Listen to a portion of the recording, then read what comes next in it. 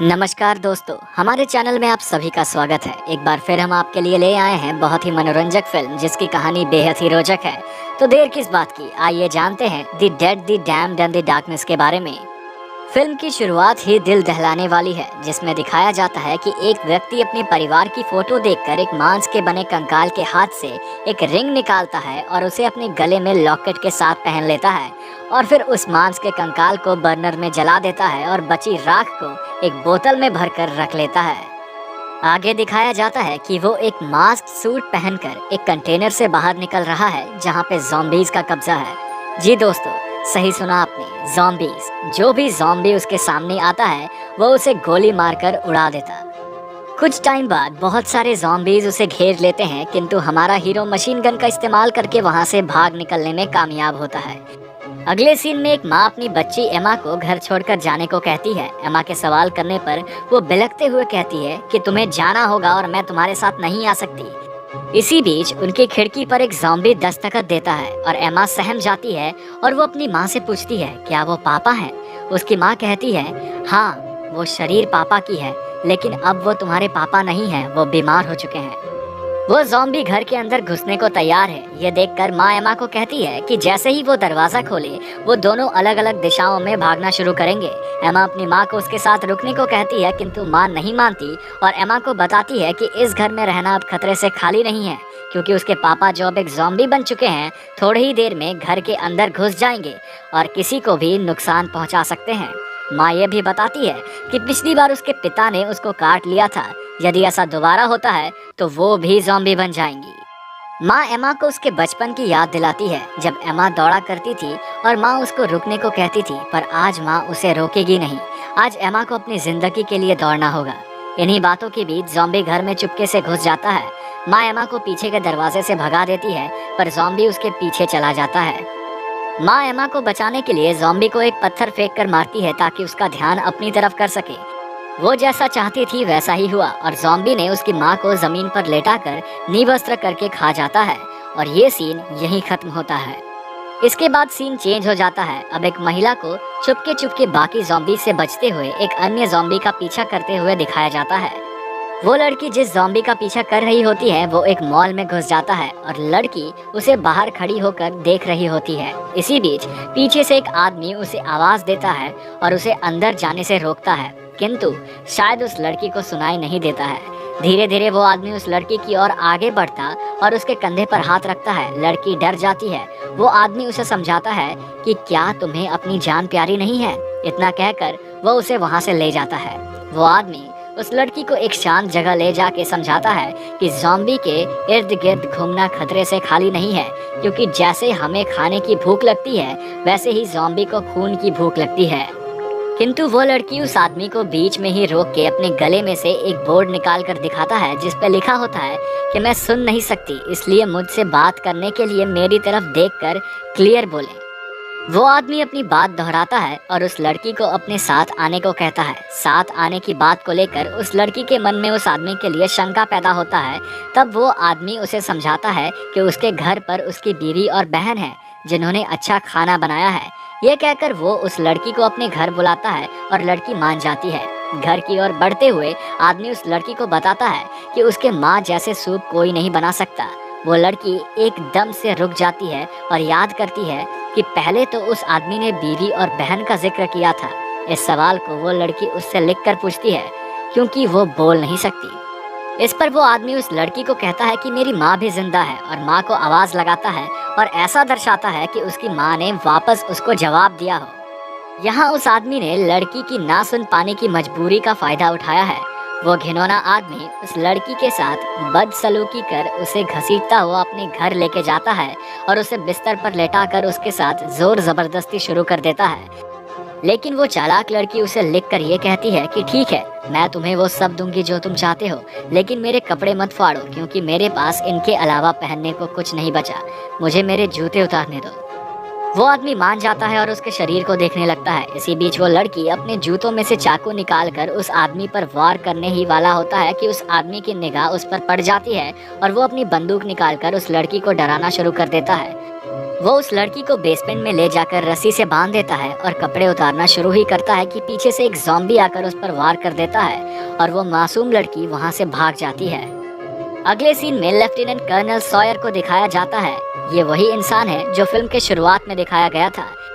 यहाँ colonel Sawyer एक ocean की ओर जाना चाहते हैं जिसके लिए उन्हें एक पुलिस चेक पोस्ट को पास करना है, लेकिन पुलिस उन्हें जाने से रोक देती है, ये कहकर कि आगे का इलाका क्वारंटीन है, अगर आप आगे जाएंगे तो आप इन्फेक्टेड हो जाओगे।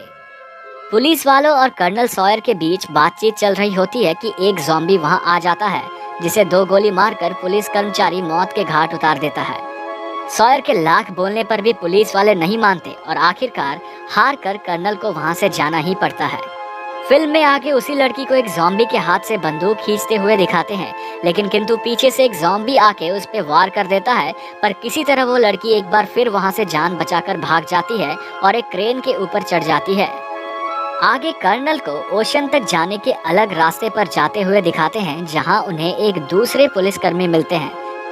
कर्नल उस पुलिसकर्मी को 2 खाने की स्टिक्स देते हैं जिसके बदले वो वहां से आगे बढ़ जाते हैं। पुलिसकर्मी कर्नल सॉयर से उसकी माँ, जो कि अब ज़ॉम्बी बन चुकी हैं, उसको मारने को कहती हैं। कर्नल ओशन की तरफ बढ़ जाते हैं और उन्हें वो मासूम लड़की दिखती है जो क्रेन पे लटकी हुई है और उसके नीचे एक ज़ॉम्बी खड़ा है। कर्नल उस लड़की को बचा लेते हैं, लेकिन जैसे ही वो अपनी गाड़ी की ओर रुख करते हैं वो देखते हैं कि उनकी गाड़ी पर ज़ॉम्बीज़ ने हमला बोल दिया है। इसी कारण उन्हें अपनी गाड़ी छोड़कर वहां से आगे बढ़ना पड़ता है। इसी बीच उन्हें एक विल्सन नाम का आदमी मिलता है जो एक ज़ॉम्बी को गड्ढे में पकड़कर ज़ॉम्बी के बारे में स्टडी कर रहा है। कर्नल विल्सन और वो लड़की रात को खाना खा रहे होते हैं। तब विल्सन बताता है कि जो लोग नए नए ज़ॉम्बी बने हैं वो तेज भाग सकते हैं और वो भूखे भी होते हैं, किंतु जो ज़ॉम्बी बूढ़े हो जाते हैं उन्हें चकमा देना आसान होता है। विल्सन साथ ही ये भी बताते हैं कि पास ही एक डैम है और वो काफ़ी सुरक्षित जगह है क्योंकि वे ज़ॉम्बीज़ सीमेंट की बनी उन दीवारों को क्रॉस करने में असक्षम हैं, यानी कि वो उन दीवारों को पार नहीं कर सकते। कर्नल इस विचार की सराहना यानी कि बड़ाई करते हैं, लेकिन वे विल्सन और लड़की को कहते हैं कि तुम लोग चले जाओ, मुझे ओशन जाना है। विल्सन कर्नल को समझाने की कोशिश करता है, लेकिन अपनी बात पर अडिग कर्नल नहीं मानते और ओशन का रास्ता पूछते हैं। विल्सन और सॉयर रात को बैठ के शराब पी रहे होते हैं। तभी कर्नल की बोतल जिसमें उन्होंने राख भरी थी उसे देखकर विल्सन सवाल करता है कि क्या इसमें पानी है। कर्नल थोड़ा रुक कर बोलते हैं कि जब आउटब्रेक हुआ था तब मिलिट्री ने अच्छे हथियार और सुरक्षा कवच दिए, लेकिन फिर भी कर्नल अपने परिवार को बचा ना पाए। कर्नल आगे अपनी आप बीती सुनाते हैं। वे बताते हैं कि उनके परिवार को ओशन देखना था, पर कर्नल हमेशा अपनी पत्नी की बात टालते रहे। जब कर्नल अपने घर वापस गए तब उन्हें उनके घर में सिर्फ खून मिला था और उनके बच्चे और पत्नी की बॉडी, जो कि पूरी तरह से ज़ॉम्बीज़ ने खा रखी थी, वो उन्हें मिला था। इसलिए कर्नल उनकी राख को ओशन के पास दफनाना चाहते हैं। विल्सन भी अपने जीवन के बारे में बताते हुए कहते हैं कि वो एक इंश्योरेंस कंपनी के लिए पॉलिसीज बेचा करता था।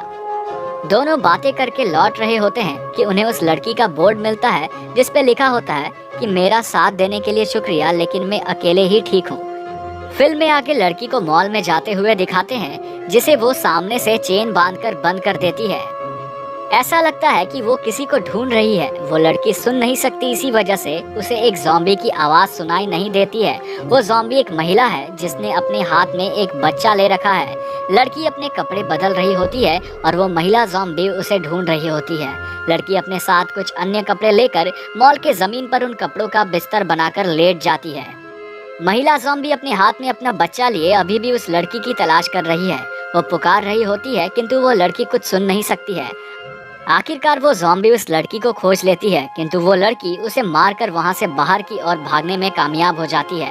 भागते भागते उसी बीच रास्ते में कर्नल और विल्सन मिल जाते हैं और अगली सुबह वो तीनों ओशन की ओर रुख करते हैं।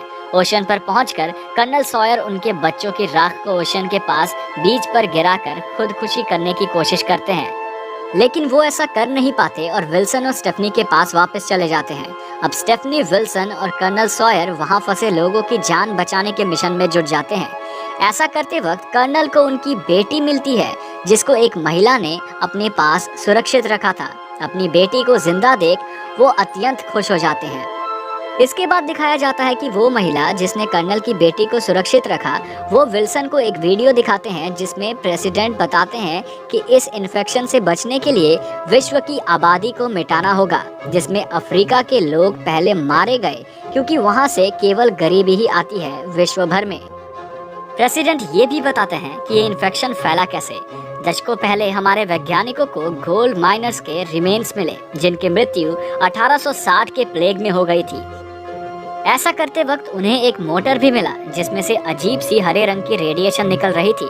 जब उन वैज्ञानिकों ने उस मोटर को हथौड़ा मार के तोड़ा तो उसमें से जहरीली गैस निकली जिससे लोग ज़ॉम्बी में बदलने लगे और लोगों को मारने लगे और ऐसे धीरे धीरे एक एक करके ज़ॉम्बी बनने लगे और वो वायरस हर जगह फैल गया। हालांकि पहले इस आपदा को कंट्रोल किया जा सकता था, लेकिन अभी हाल ही में हमने निर्णय लिया कि ज़ॉम्बीज़ को एक हथियार के रूप में इस्तेमाल किया जाए, किंतु इस बार हमसे ये वायरस कंट्रोल नहीं हुआ। मैं ये जानकारी इसलिए दे रहा हूँ ताकि यदि कोई बचता है और ये देखता है तो कृपया मेरी गलतियों से सीख लें। अपनी स्पीच खत्म करते ही प्रेसिडेंट खुद को गोली मार लेते हैं। इसके बाद वो महिला विल्सन को कर्नल के विरुद्ध भड़काती है, किंतु विल्सन उसकी बातों में नहीं आता। कर्नल अपनी बेटी के साथ उस रूम में आ जाते हैं और विल्सन और उस महिला को आश्वासन देते हैं कि वे उनकी मदद जरूर करेंगे। फिर वो महिला कर्नल को एक सीक्रेट एंट्रेंस के बारे में बताती हैं जिसके जरिए वो लोग भागने में कामयाब रहे थे। इसके बाद कर्नल डैम के एरिया को सुरक्षित करने में जुट जाते हैं और एक के बाद एक ज़ॉम्बी को मार गिराते हैं। आखिरी सीन में कर्नल अपनी बेटी को ओशन दिखाते हुए नजर आते हैं। उनके साथ स्टेफनी भी होती है।